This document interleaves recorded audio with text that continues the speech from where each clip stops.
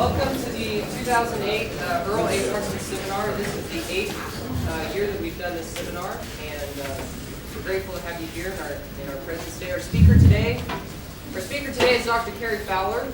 And before I do an introduction for Dr. Fowler, let me just take a moment and thank those who have made this seminar series possible, the Department of Crop Science and the Crop Science Graduate Student Association for organizing and supporting the seminar series, the College of Agriculture and Life Science for helping in fundraising, and especially for individuals and organizations who have donated to the Earl A. Wernsman Seminar Fund, which is nearing endowment, and so without those contributions, the seminar would not be possible. So special thank you to those who have donated.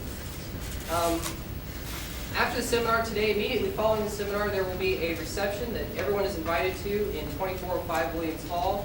If you don't know how to get to Williams Hall or the room, there are flyers in the back that you can get after the seminar with a little map that will show you how to get there.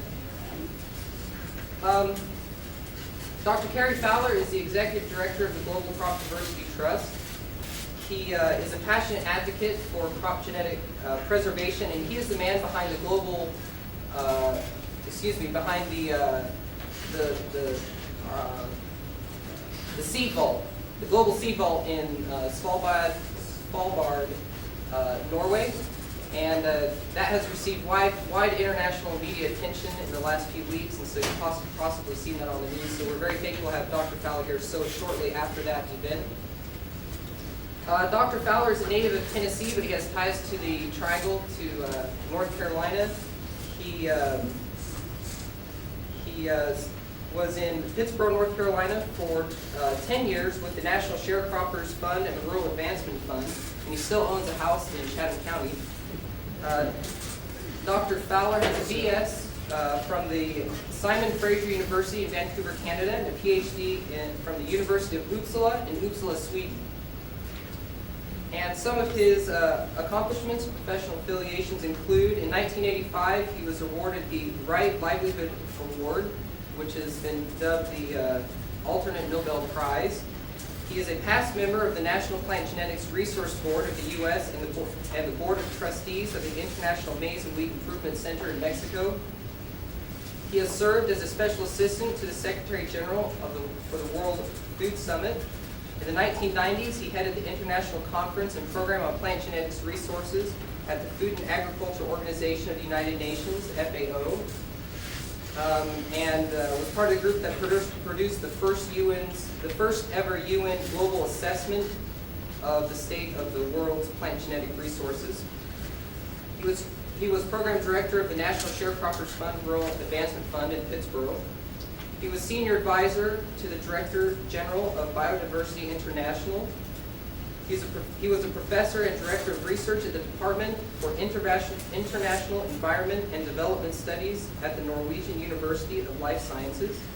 And then in connection with the Seed Vault, he chaired the international committee which undertook the feasibility study and developed plans for the Svalbard Global Seed Vault.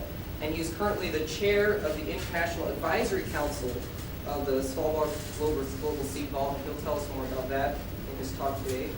And as mentioned, he is the Executive Director of the Global Crop Diversity Trust, which is an independent organization whose mission is to ensure conservation and availability of crop diversity and world food security. He is the author and co-author of several books and over 75 articles on plant genetic resources. So with that, let's give a warm welcome to Dr. Cary Fowler.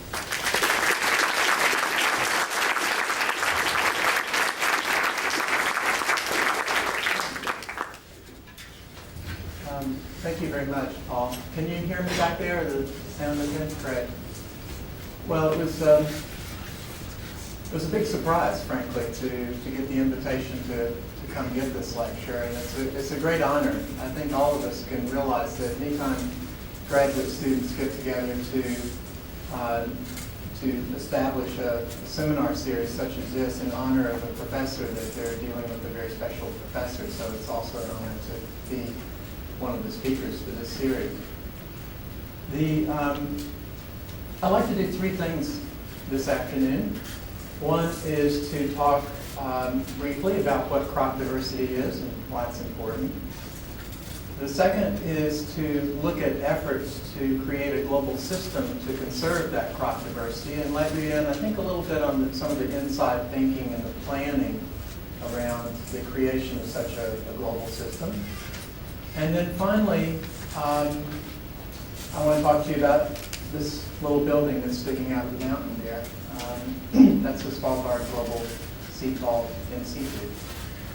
So we'll get around to that at the very end. And I have a number of photographs. Basically, I'm going to show you a lot of photographs and talk to those today. Now,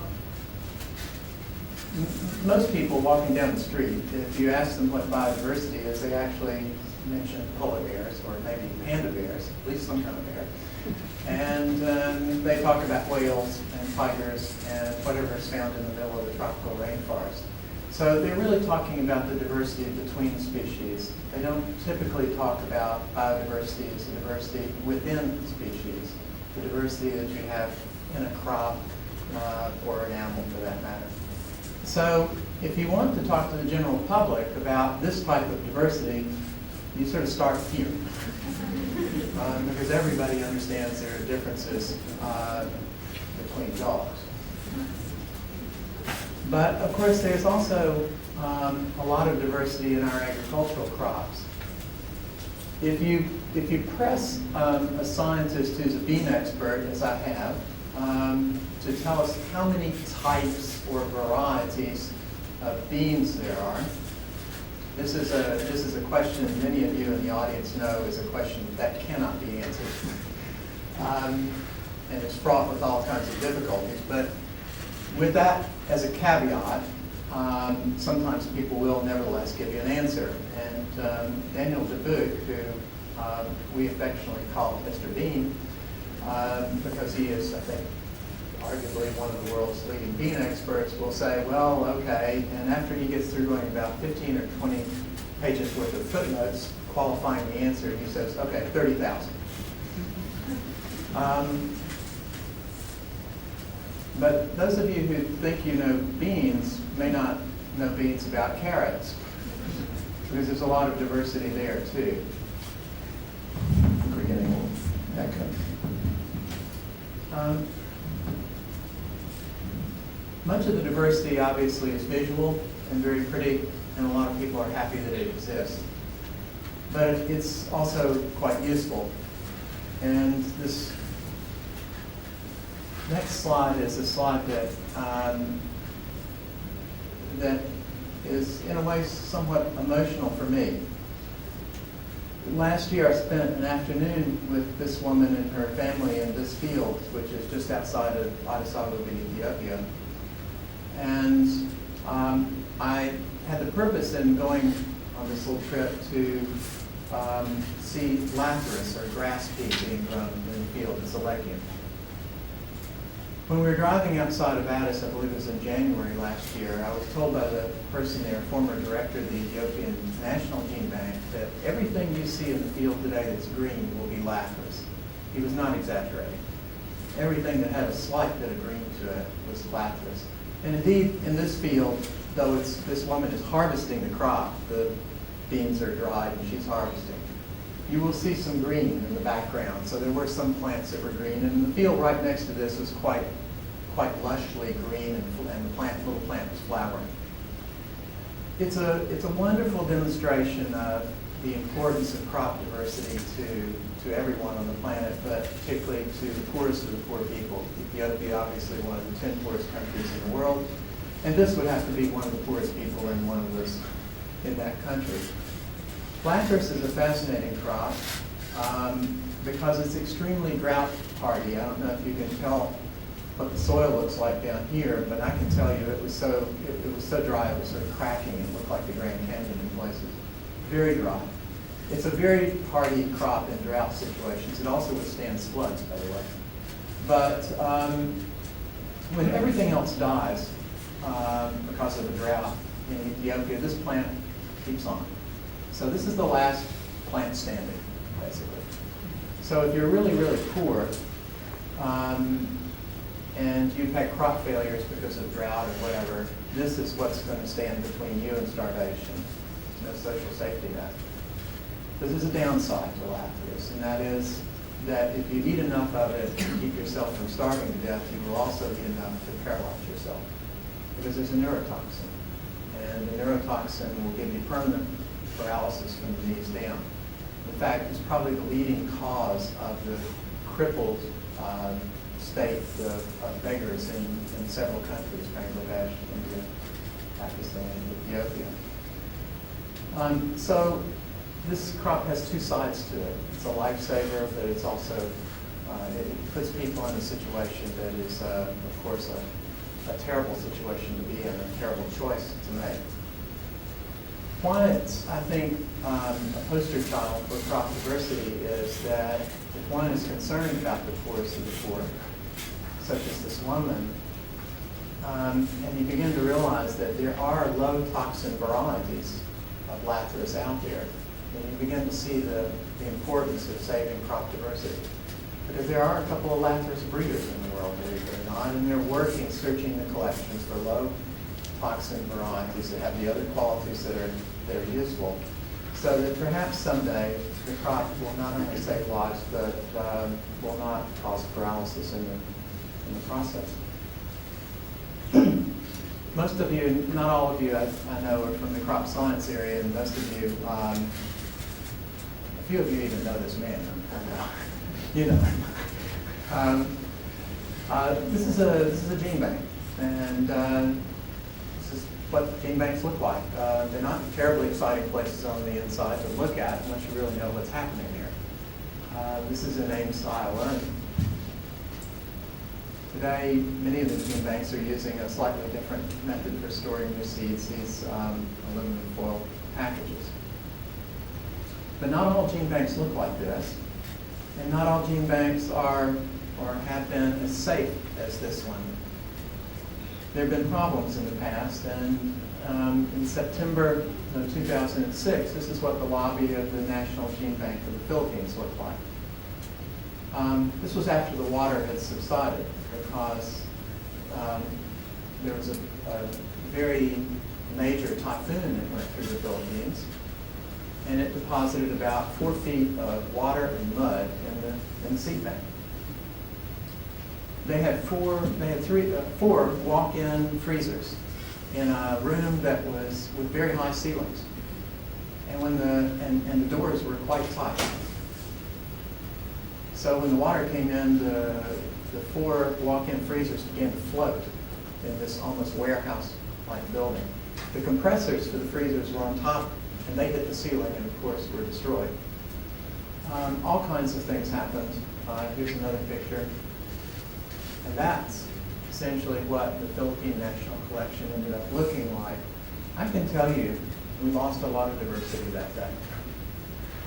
We made an emergency grant for seed dryers. The seed dryers they had were destroyed. And we got on the scene pretty quickly, but this is hard to recover from. A lot of the taro, yam, cowpea, a bit of the rice, and as you can see, some maize and other crops are simply destroyed. So this is diversity that some of which was backed up and safety duplicated in other places, but some of which was not. And probably not well documented. So there's a double tragedy here. A number of varieties became extinct that day, perhaps containing some unique traits and characteristics which not only the Philippine farmers might benefit from in the future, but maybe even we would benefit from, and we don't even know what was lost.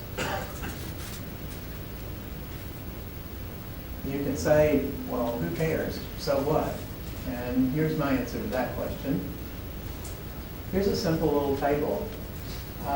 It's a little bit artificial, and I admit that, but here's the deal. You see the names of countries on the left, Australia, Canada, the United States. Names of crops along the top, wheat, rice, maize. And essentially the percentage of the world collection of those crops, the total number of accessions in gene banks, total number of samples in gene banks that country has. I recall talking to some people in Australia a couple of years ago, and they said, well, we have a great wheat collection here. And I said, yeah, you do. You have a very fine wheat collection. He said, well, why should we worry what's happening in the rest of the world? Why should we care about conserving diversity in some poor country or indeed even in the United States? I said, well, you've got 3% of the number of samples held in gene banks around the world. So if that makes you happy, and that makes you content, you don't care what happens to the other 97%, well, sit back and relax. But for most of us, these figures are a bit alarming. This does not mean, by the way, that I think that Australia ought to try to get the other 97%. But what it does mean, and I believe it means it strongly, is it indicates that we ought to be cooperating with each other. We're in the same boat together, and none of us are going to get through the storms that are coming if we rely solely on what we have in each individual gene bank.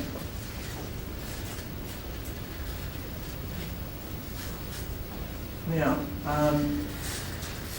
for part two. When I took the job with the Global Crop Diversity Trust, we were confronted with something that was rather daunting, both politically and scientifically.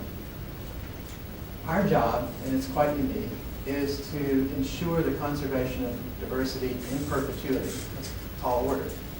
So we're structured as an endowment fund, make investments with the money, that throws off some income, and with that income, we can support the conservation of diversity theoretically in perpetuity. But what are we really going to do, and how are we going to do that? The first day I got on the job, maybe you've had this experience, You apply for a job, you do a lot of thinking, you interview, you think you've done well, you get the job, you go sit at your desk and you say, oh my gosh, what now? What am I going to do now? So the first thing I began to look at was I made this little graph to try to get a handle on what was going on.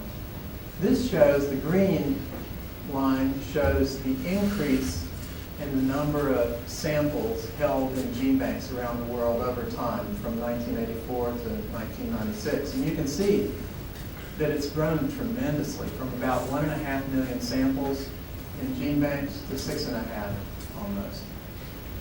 But at the same time, this little figure, which looks like it's a flat line, like it's an EKG of a dead person, but is actually going up slightly, is the number of accessions, samples collected by the Consultative Group on International Agricultural Research, the large international agricultural research centers around the world during the same period of time. They are the major collectors of diversity in the world. So, it's really interesting to me that gene banks were able to add more than 4.5 million accessions to gene banks during a period of time when there's virtually no collecting being done. Tiny amount of collecting. So, where did all that come from? Where did it come from? And why is it there?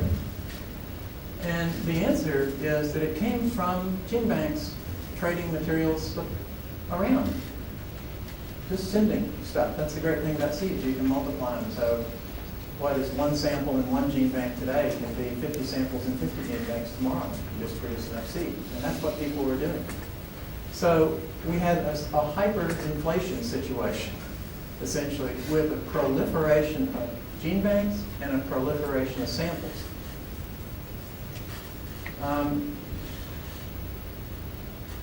It occurred to me then that this was wasn't going to be possible to fund this.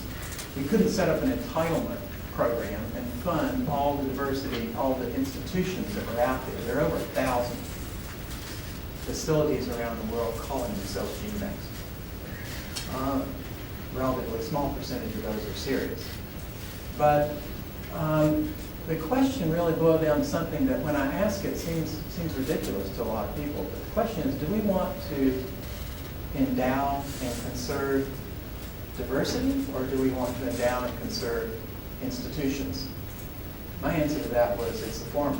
We want to save the diversity. We don't necessarily want to set up a conservation program for gene banks. But we do want to conserve what's in there. So I'll show you what this really means by implication. Here's the number of gene banks around the world that have lentil collections. So if you're a gene bank and you've got a lentil collection, I can promise you, you almost certainly send a letter to the trust saying, we've got a lentil collection, we've got a gene bank, please send money. So there are 100 or so gene banks that would like our money to maintain the lentil collection. And for me, that translates into, if the roof leaks, come fix it. Because that endangers this important lentil collection, right? And they don't see the rest of the world. They're not building a global system themselves. They're interested in lentils. So, okay, let's go down that path a couple of steps with it. So we want to conserve lentils, so let's give an endowment, let's essentially use our endowment to give an annual sum of money to 7,500 institutions to conserve lentils. But, what happens when you add chickpeas to it? Well, there are a bunch of gene banks that conserve chickpeas but don't conserve lentils.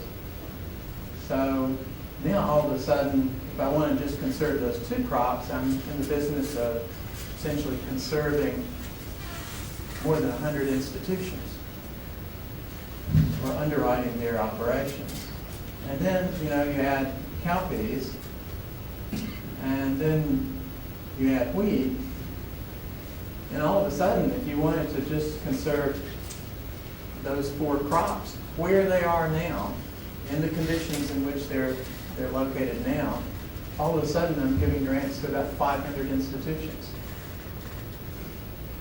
Can't we think of a better way to do it than that? That's a lot. And of course, each one of those gene bank managers would like some money and can make a case for why I need money, because their conditions are bad. I think I've seen the inside of more gene banks than any human being alive, and I can tell you there are many, many out there where you would not want to store carton milk. Not that it is. So this began to be a problem, and therefore what we did was to put together some groups of experts. Major Goodman headed the effort on maize, and I'll just keep with the lentil example here. Began to look at, well, what do we get for free? Sort of for free, if you're thinking globally. And what do we really need to fund in order to conserve diversity? Well, what we get for free, I know this is going to seem a little bit odd to a few of you who live and work in this environment, is we pretty much, we do assume that the United States will maintain its lentil collection. And so will a few other developed countries around the world.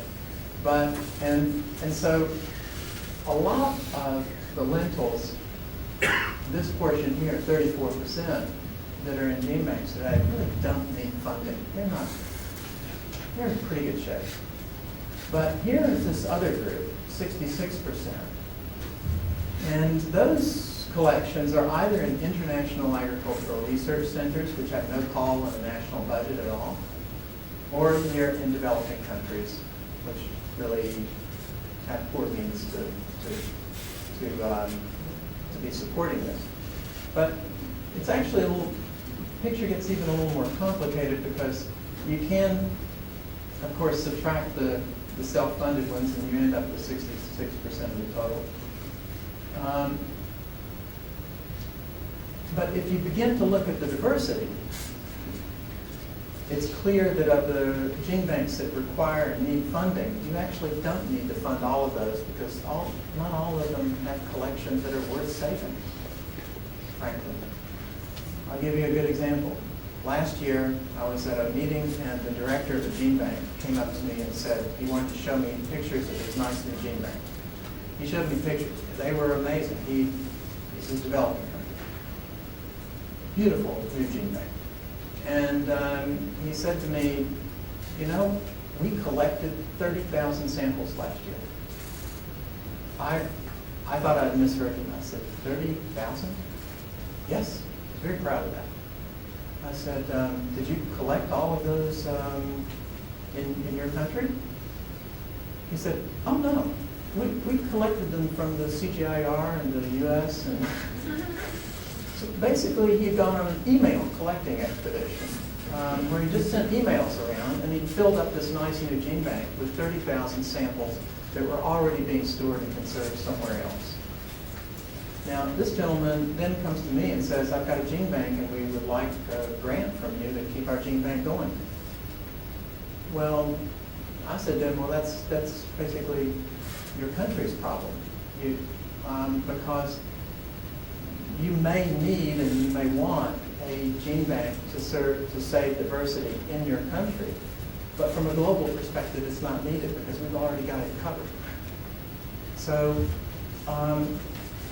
what we've had to do is to say no about 10 times more often than we say yes, and we've had to be very focused. And we've had to try to identify what is the most important diversity to be saved, and we've had to try to match up that diversity with the institutions that can take care of it in an efficient, a rational, and effective manner. Because if you don't get efficient, rational, and effective, you also don't get sustainable.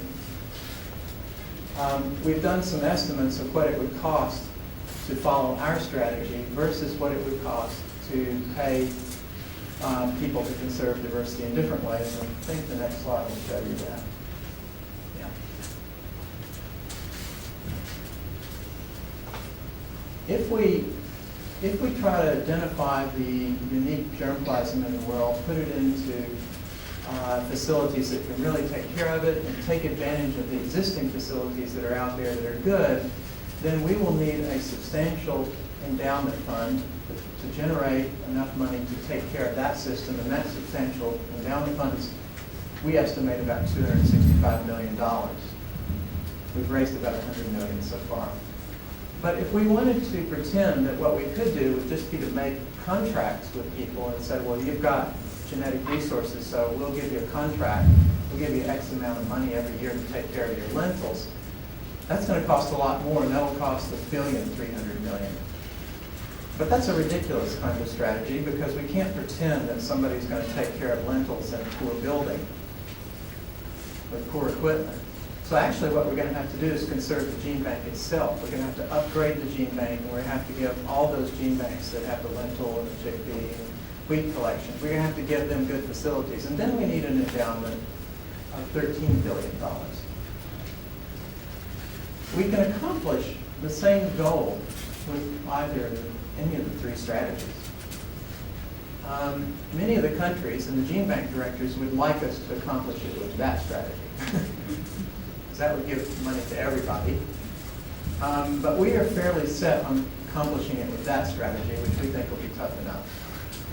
So that's basically what we're doing, and in the coming years you'll see some countries taking some pot shots at us because they're not, all of their dreams are not going to be answered by our particular strategy. That's just the way it's going to happen.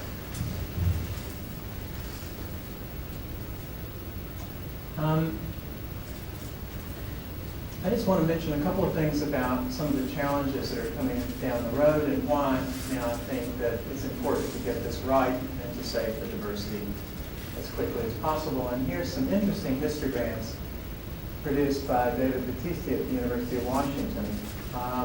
We're working with a lot of climatologists to help us in figuring out how to position the collections for climate change. We're doing a lot of work on climate change these days. And what you have here in the left hand, on the left side, is the average temperature in the growing season in these particular countries for the last 100 years. So I don't know if you see that in the back, but let's see what's an easy one. Peru. Average temperature of what would it be? 16 degrees, this is Celsius, in about, 18 of the growing seasons in the last 100 years, and then you have others. A little bit, some seasons that were very cold, some that were very hot.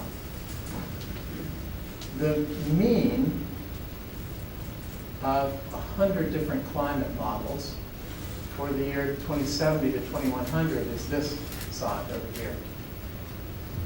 So what you see is that for a number of countries, if we can trust the mean, the actual data for the last 100 years versus the mean for later, is that it doesn't even overlap. And what that means is that the hottest growing seasons of the past 100 years in Australia will in the future be colder than the coldest of the future. I don't know if you keep up with the press, but Australia is having a lot of trouble with this these days. The question is, are we prepared, not just for this season, but are we prepared for that? I didn't cherry pick these examples. I've got table slide after slide. I'm not going to bore you with them, but it just goes on and on. There's some projections that came out in Science a little bit earlier this year by David LaBelle at Stanford, talking about what this scenario would mean in terms of food security in Southern Africa. And he was not looking at 2070 to 2100. He was looking at the climate, because it's not going to be night and day. It's not going to shift from this to this overnight. It's gradual. And he was looking at what's going to happen in 2030, which is not that far down the road if you're working in our business. Dramatic shifts, because many of the food production projections that are made by the economists are, frankly, hopefully not too many economists in the office, and look in the rear view mirror a little bit too much. See what kind of production increases we got in the past and simply project that for the future. Well, unless you're willing to take this type of situation into account, I'm not really sure that looking in the rear view mirror works.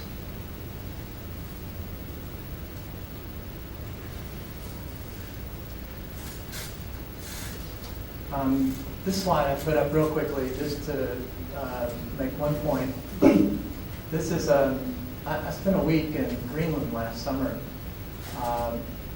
with a couple of people looking at how past societies have coped with climate change. If I can name drop for a second, that's the King of Sweden. Spent a week with him there. It's a very interesting thing. The reason he's interested in that is that they were Norse settlements. Some of you may have read the Jared Diamond book, Collapse. They're Norse settlements, and this is the main Norse church in Greenland. The last wedding ceremony was performed in this church in 1408. The Norse thought they could get away with not adjusting to climate change. The climate was actually getting cooler. They wanted to raise their cows, but there wasn't enough grass production to overwinter the cows. Now the Inuits were there, and the Inuits were rather clever. They had kayaks and they knew how to fish and hunt. But the Norse didn't want to learn anything from the Inuits. They wanted to continue to use their cows. The Inuits are still there and make up the bulk of the population of Greenland. The Norse, as you see, are gone. They didn't make it. And I think that's, to me, this photograph is a reminder that anyone that wants to pretend that they can, well, let's say that societies need to face up to the facts, and either they take measures to adjust to climate change or they take the consequences. It's not in the cards that we will automatically survive this situation. It will be in the cards if we plan for it.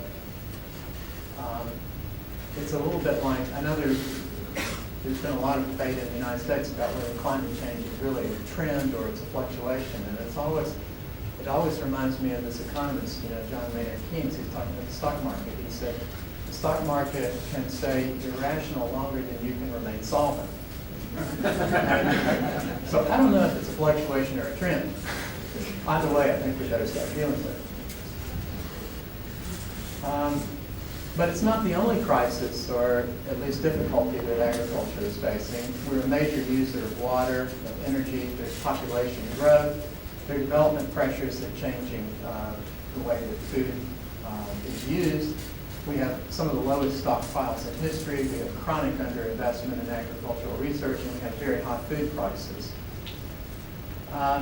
Given all of these things, plus climate change, we are positioned, I think, in the agricultural community with no room to spare. Essentially, we're in a situation where everything has to go right from here on out. And it seems to me, if you're looking very far down the road, that this is not a situation that brings a lot of cheer. I guess the question then is that how can we position ourselves to look at options, and what kind of options do we have? And forgive me, but in my business, I come back to the option of crop diversity and using crop diversity. So without that crop diversity, I see no way, frankly, of dealing with the water pressures, the energy constraints, the need to produce more food. I don't see any way of dealing with climate change, and of course I don't see any way of dealing with the normal pests and diseases and other kind of stresses that crops have.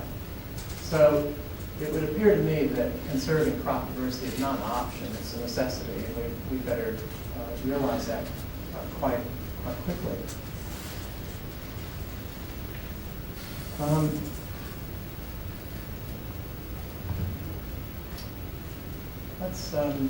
Let's talk about the North Pole for a second. This is a map of it's a globe seen from above. At the top, you'll recognize Canada, you'll recognize Greenland. Here's Iceland. This is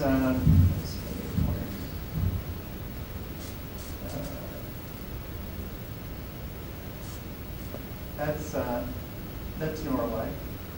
That's Oslo. If you're there, you fly about an hour and a half there. And that's 300 miles above the Arctic Circle. And then you fly there. That's Svalbard. It's a group of islands, 78 degrees north. It's very cold. Let me show you pictures of just what the terrain looks like, because mostly people, when they think about the Arctic, they think about just some flat piece of ice with maybe a polar bear and a seal. But it really doesn't look that way. Not in Svalbard, because Svalbard is a landmass. The Arctic is floating ice, at least at the moment.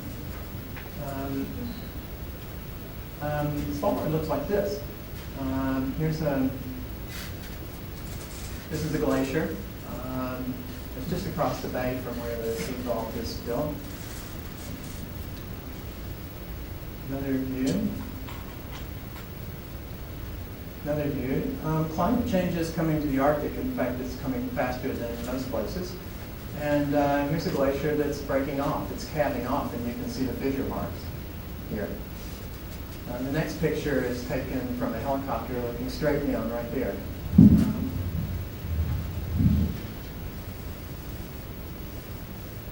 So it's going.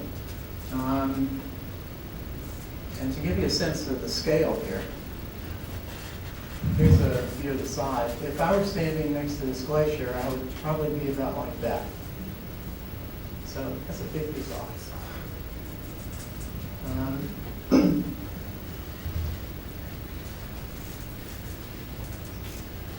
They're animals. They're polar bears are at the top of the food chain.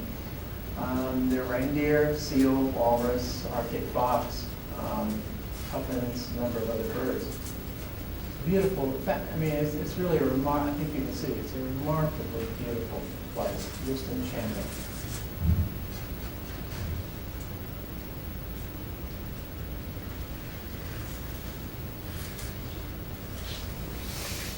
It's not totally distant from civilization. This is the small town of Longyearbyen. There are about 1,300 people who live here year-round. The sea vault is not in this picture. It's around this mountain over here. This is a town with remarkably good infrastructure. It has one flight a day into it in good weather. It's the farthest north you can fly in the world on a regularly scheduled airplane. There's some places to stay. There are places to eat. There's a little university center to house the researchers doing climate change and polar research. There's coal mining up here, some of the cleanest coal in the world, and they mine it for specialty steel and alloy production. And now there's a sea vault. Here's an artist's drawing of the sea vault and an architectural drawing. Unfortunately, they're kind of flipped. You can see that the 3 rooms up here match the 3 rooms on this side, but you'll handle that. Let me just stop on this slide and tell you what we tried to do here. we had a number of reasons for for identifying this particular location for this seed vault. If you want to conserve seeds for a long time, you freeze them. And if you're going to have a safety backup for existing collections, such as that Philippine collection we saw earlier, you want a facility that's both remote and accessible. It should be remote because it really ought to be far away from the dangers in the world, the normal dangers, the wars and civil strife, the stupidities that human beings cause, even the equipment failures. So we wanted a place that was very far away, but we wanted it to be naturally cold. Naturally cold is what it is inside that mountain. It's also very remote, but it's accessible. There's infrastructure. And yeah. A couple other considerations in the building of it. Inside, we calculated where exactly it should be inside the mountain. And it's located in an area that's about -4 Celsius now. It will be below freezing 200 years from now, worst case climate change scenario. It will be 60 meters above the water level of the Arctic and the Antarctic and Greenland all melt. A week before the opening, we were blessed with the largest earthquake in Norwegian history, 160 kilometers away from this. It did nothing to the seed vault. It didn't even do anything to the coal mines, and they generally have fun collapsing with nobody shaking them. So we think we have about the safest place in the world. No methane, we monitor for that. No significant ambient radiation. We have a stable social situation. We have a government that's nice and supportive. We couldn't imagine that we could find all of those characteristics anywhere else. So this is where we built it. Now let me describe it to you. I hope you in the back can maybe see this bottom part. This is the entrance, which corresponds to the images on the left over there. When you walk into this tunnel, this is a little concrete building. This part here is what you see right here. When you open the door, you're looking down a tunnel that's about 125, 30 yards long into a solid stone area. This is a pipe that we put in the tunnel simply because we know that with climate change, the rock will be thawing, freezing, thawing, freezing. It's going to become unstable. So we projected the permafrost starts about here now, but it'll go farther as the climate warms. So we took care of that issue. So you're looking down here. There are a number of security systems. We don't think the seed vault is a target for any terrorist, religious, and political group or anything. It never has been in the past. And we wouldn't think this would be. But if you're going to try to build something that's really, really long term, you might as well go ahead and do it right. So we built this facility just incredibly securely. So you're looking down here. It's a little office area where we process and barcode the boxes coming in. And here are the 3 vault rooms. Each one of those is about 27, well, let's say 30 yards long, 10 yards wide, and about 5 yards, 6 yards tall. Each one of those rooms can store about 1.5 million samples of seeds, each being about 500 seeds. We think that that's pretty much what exists in the world. So we think we have a facility that can store 3 times as much crop diversity as actually exists. That's called planning for the future because I don't think we'll create that much in the next 1,000 years. But we'll see. This facility, it's gotten a lot of press coverage as a doomsday vault, but frankly that's not exactly why we built it. We were aware in the setting of the facility that there was such a thing as 9/11, which raises the question of what's safe these days.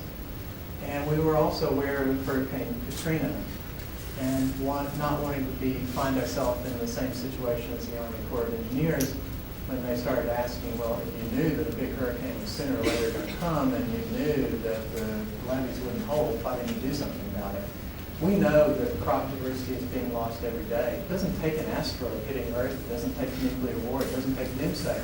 doomsday occurs for crop diversity every day, with particular varieties being lost, particular samples being lost in gene banks around the world.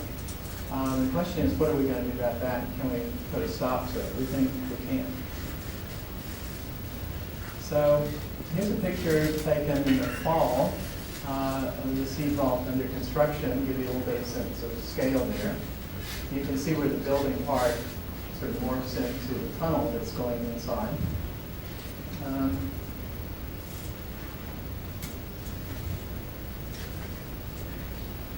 And that's what it looks like today. Wonderful woman who's an artist was commissioned to make this little lighting structure here. It wraps around the top into the front. I mention this because she got a lot of credit from the construction workers when she came up with that lighting fixture first or second week of January this year, when it was totally dark. The sun doesn't come above the horizon. They spent a week in a howling wind in total darkness in this location in the Arctic to install that lighting sculpture. Quite an amazing thing. There were, this is an area, by the way, where, and I think I have to mention this because it's in the title of my presentation, polar bears are indigenous here. And we did have a couple of visits during the construction process, but without any problems taking place. They are very fast and aggressive, and you do have to watch out for them. In the village, there's a little bank, and one of the wonderful signs that I found in my whole life is one of these little signs where, you know, the no smoking signs, a picture of a cigarette and a circle with a line drawn through it. Well, at the local bank here, they have a picture of a gun in a circle with a line drawn through it, and that's to say that you can't bring your gun inside the bank. You got to leave it outside.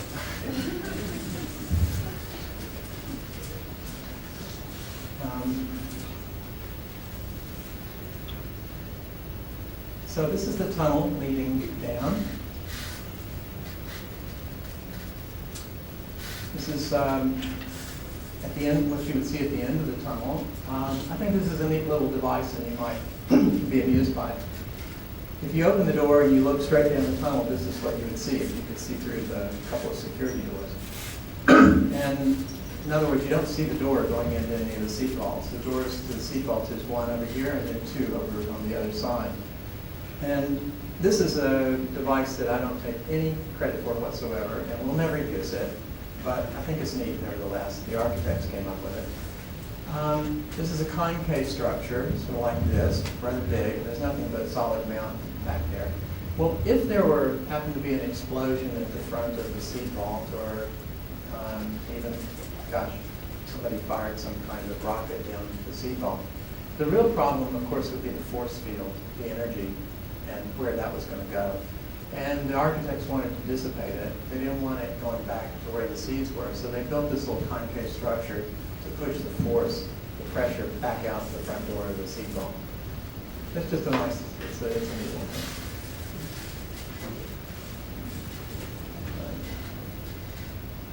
This is the inside of one of the vaults. I'm checking some temperatures here. We've got temperature sensors placed in the mountain at various depths, so we know we'll have the earliest warning system for climate change in the world. We'll know decades or hundreds of years before if anything is going to be warming up there.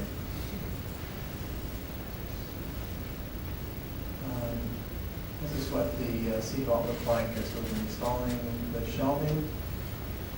This is what it looked like last week, 2 weeks ago, when the first seed batches came in. You'll see, you can make it out. You'll see a little Canadian flag here. That's the Canadian National Collection. This is from one of the CGIR centers.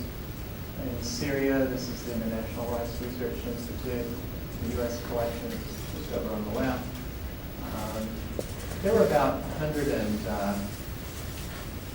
269,000 samples that were deposited on opening day, and that's about 100 million seeds on opening day. We'll be depositing a lot more in the future, but that's a pretty good start. As I mentioned, this is a safety backup. It functions very much like a safety deposit box. This is not where a farmer or even a plant breeder goes to get seeds. This is where the seed bank goes to get seeds if the seeds that they have been lost. So it really functions just like your safety deposit box. You continue to own the seed, the depositing institution. When you regenerate, replenish, refresh your seed supplies, you send an extra copy up to Svalbard, so it's not a time capsule. It's not something where we put a bunch of seeds, lock the door, walk away, and pretend the seeds don't die and in the best conditions they do. So we'll get fresh seed all the time. And this is the backup system. It's basically Plan B for the gene banks around the world. A couple of points, I guess. It occurred to me in the construction of this facility that something fairly remarkable is going on with this. If you take a step back and you look at the news these days, you know that there's not a lot of positive news on the television. I can't think of anything that all the countries in the world have come together recently to do that's positive, long-lasting, and serves humanity. But this is something that's been done. And this is a facility that we built to last for hundreds of these thousands of years. I don't know what the builders of the pyramids had in mind, but I can't think of any structure that's been built by human beings in a long, long time that has that type of time horizon with it. So in some ways, I think we're looking at something that's very positive and hopeful. We won't need an asteroid hitting Earth. We won't need a nuclear war hitting Earth to use this facility. As I mentioned earlier, if we had had it 10 years ago, we would have used it 10 times already, at least. We would have used it a year and a half ago with the Philippines. We're going to use this facility, I'm afraid, much more than we want to. You know, you don't think you're going to have an accident when you get in the car in the morning, but you do have automobile insurance. And this is our insurance, and we will be using it.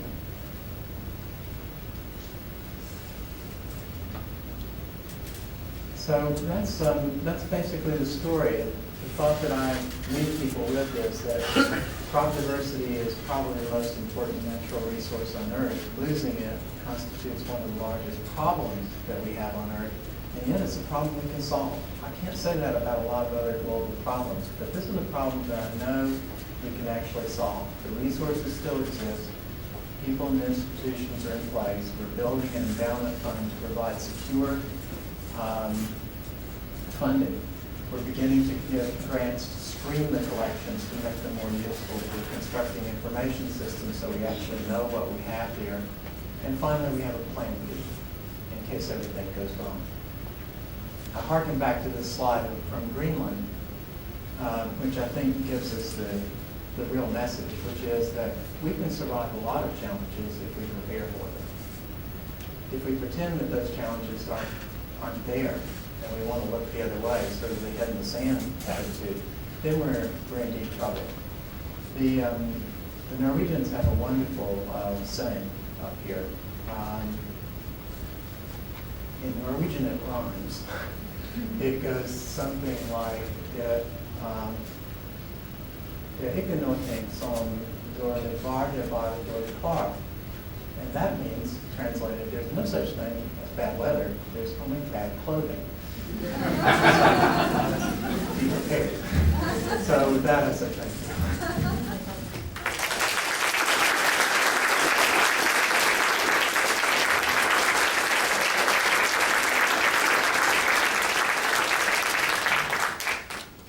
We have time for questions. If you'd like to direct some questions to Dr. Fowler.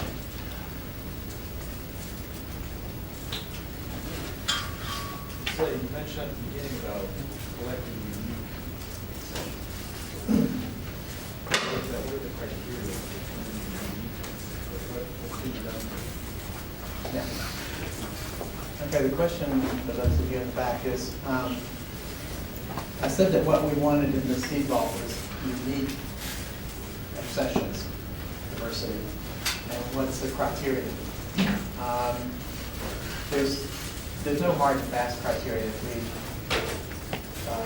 We'd lose a substantial amount of diversity if we waited around long enough to find out what was unique.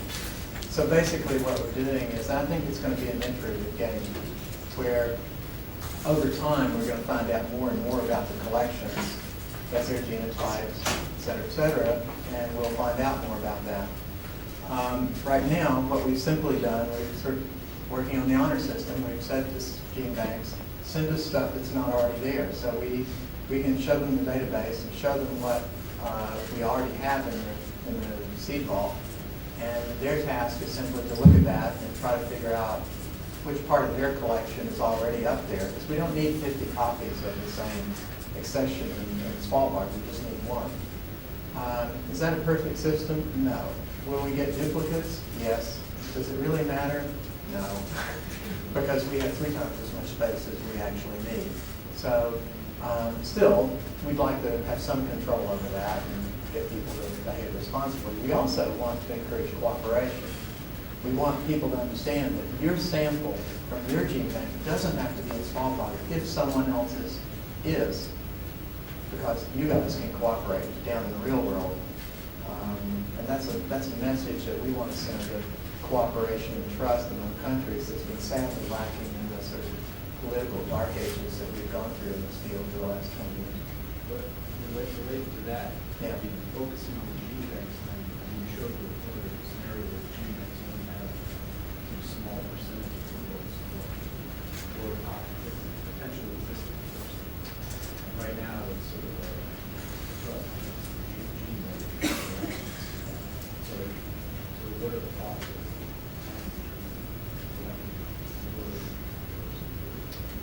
Okay, so, the question is, so what are the plans for collecting more diversity, and a little bit, where does the gene bank stand in that system? Well, no individual gene bank has a substantial portion of the diversity of the crop. Maybe some of the international centers that would come closest to that, but they still lack a lot of diversity. So we think that the only sane, rational way of dealing with this problem is to construct a global system that's based on cooperation. There still is a lot of diversity in farmers' fields that hasn't been collected. We believe that diversity will come under increasing pressure in the coming years based on climate change, on economic development, on a lot of different things. So we're actually working with a number of people to design a competitive grants program for collecting, to fill gaps in existing collections, pinpointing traits that would be important in the context of climate change. I read the article on Time about the cost plus seed. I mean, was it true, like a couple of $1 million? Oh yeah, the question is about the cost of all this. If you read the papers, you can either get a really cheap cost or a really expensive cost, depending on what point they want to make. But in fact, I'll tell you what the real cost was. I think I know it. The cost of building this facility was $9 million. It was paid for entirely by the government of Norway, contrary to some very interesting popular press reports. And the Global Crop Diversity Trust, where I work, will be paying the ongoing operating expenses, which we calculate to be about $150,000 a year. This is a free service, by the way. It will not cost anything to countries to store their material here. So if you think about what the insurance costs are for your local art museum, I suspect they're greater than $150,000 a year.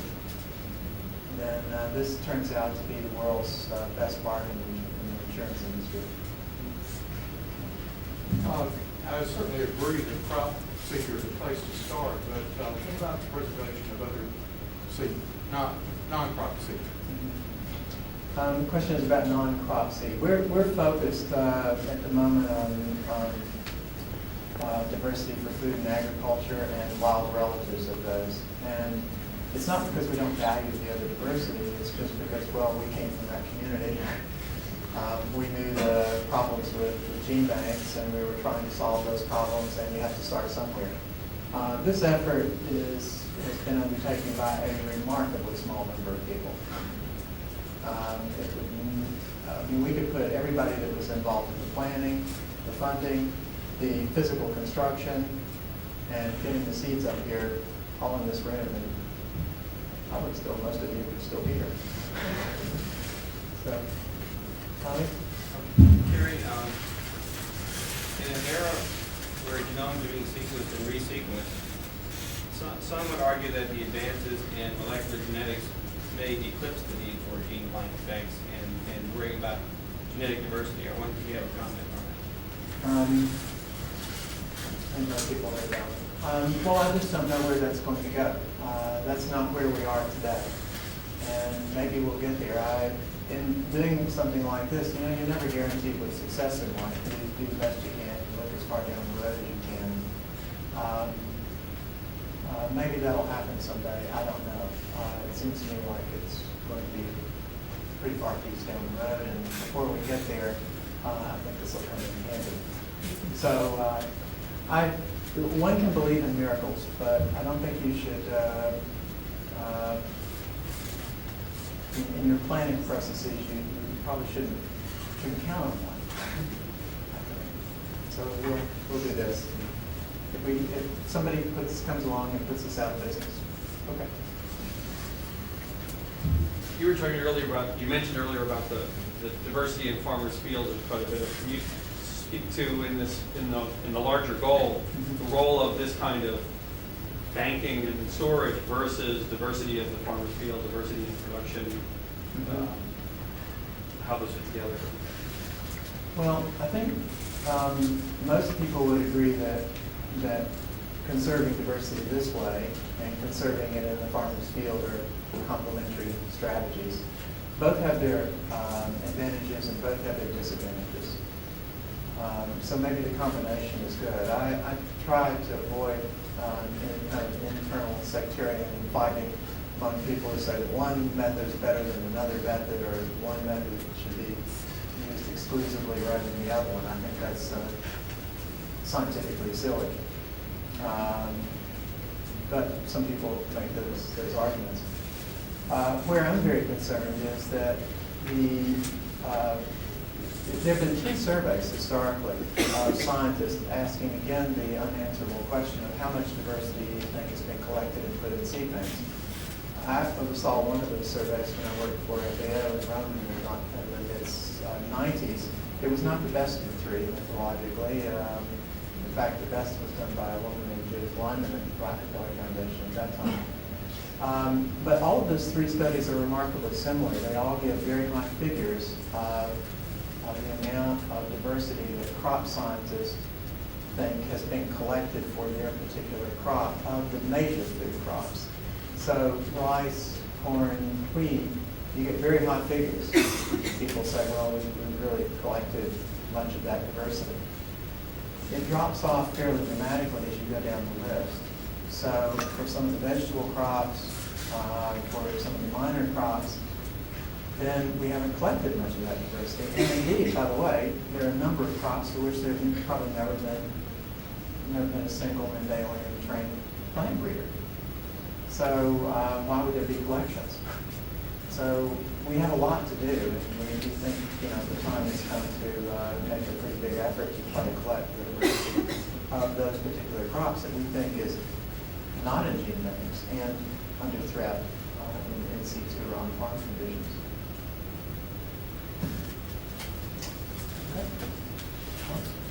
I have a question.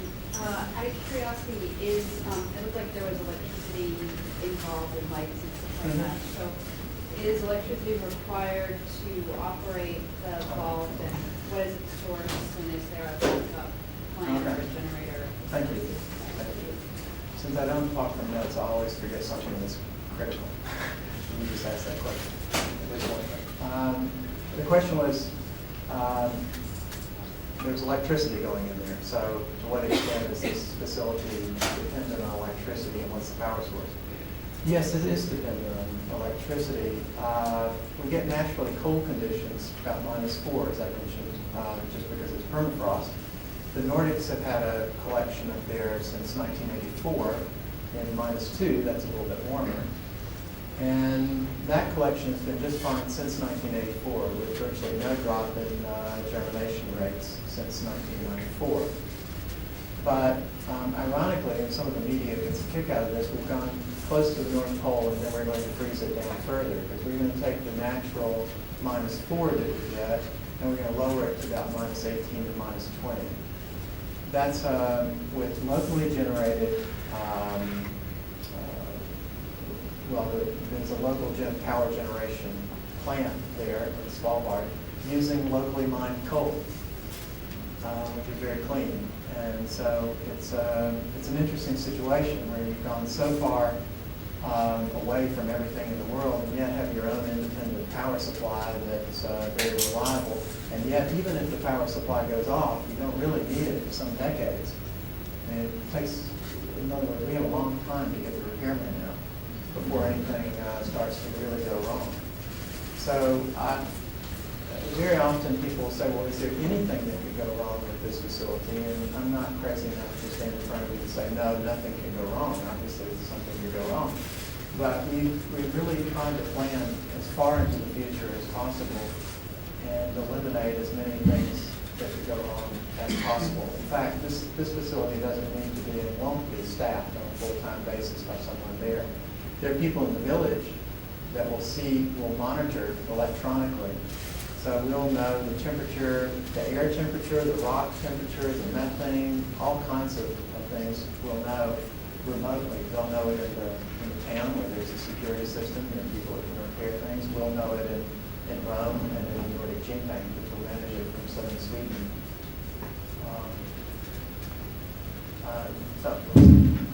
What about seed viability? Well, the question is seed viability. This is a backup system for existing seed banks. So the real important point is that we need to have a facility that can conserve seed as well as or better than the gene banks that are supplying the material. Why? Because when those gene banks take seed out to regenerate it, as it begins to lose germinability, then they will simply make an extra copy, so to speak, and send it up to us. So the supply will be constantly refreshed. It's not a time capsule. The seed viability, of course, differs between crops. In some cases, it's reasonably short, as in decades, but in other cases, at least experimental results are much longer. But we don't depend on the seed never dying. That's which, of course, we can't depend on that. Maybe we'll have this one as the last question. You described the hyperinflation of the total number of accessions in global collections as sort of a bad thing. Yeah. And I viewed the replication of that germ plasm in as many collections as possible as a positive thing, because then if one is lost, it's replicated elsewhere. Is it a negative thing simply because of the cost attendant to maintaining them, or for some other reason? I tend to think it's negative for a couple of reasons. On balance. I mean, countries can do whatever they want to. They're free to have one national collection or 50 national collections. But what really saddens me is to walk into a national gene bank and see that here's a national gene bank that's telling me that they're conserving diversity for the long term, but I simply have to look at the thermometer and the humidity indicators and realize that, well, they haven't informed the seed that that's what they're doing. Because the seed, believes they're +10, not -20 or something. And so I think a lot of seed banks are not performing the function. So they're amassing a lot of material, but they don't have the financial capacity, the equipment capacity, human capacity to actually take care of them. I don't think it serves anyone's particular interest to conserve seed. That's a cost.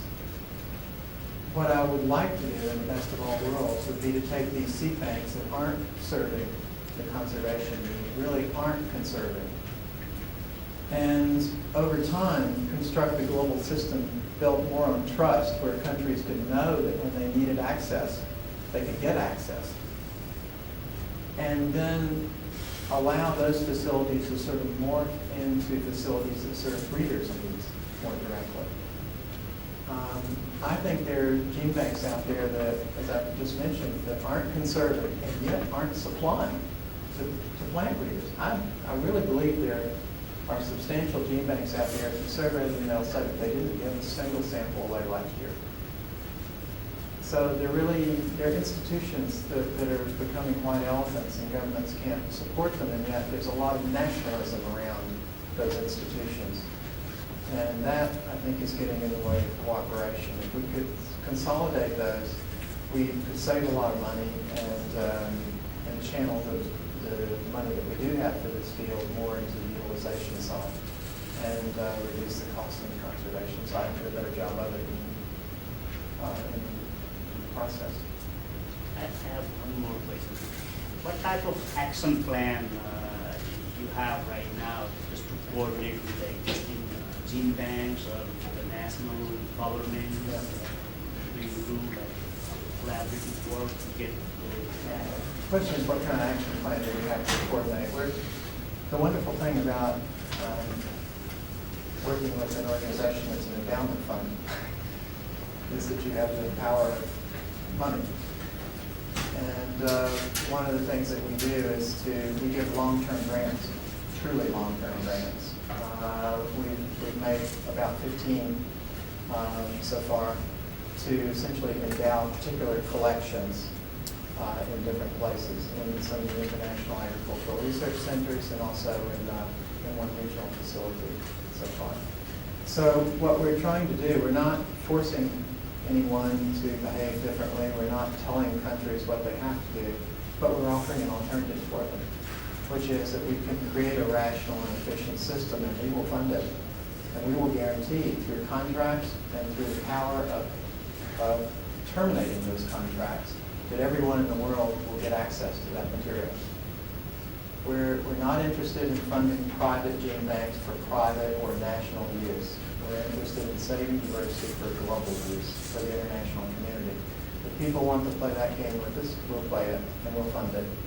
If they want to go it alone, they want our money, but they don't want to supply access to the world's community, then they can look for another source of funding.